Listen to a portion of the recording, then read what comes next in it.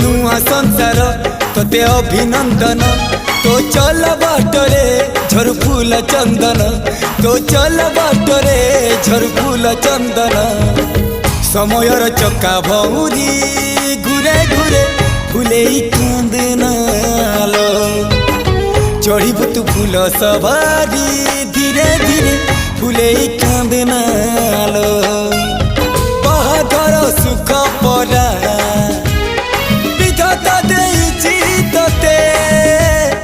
विरह वेदना सबु सहिबाकु हवा मते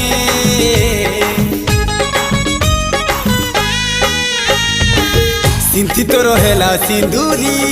धारे धारे फुले कांदनालो चढ़ीबु तू फूल सवारी धीरे धीरे फुले कांदना।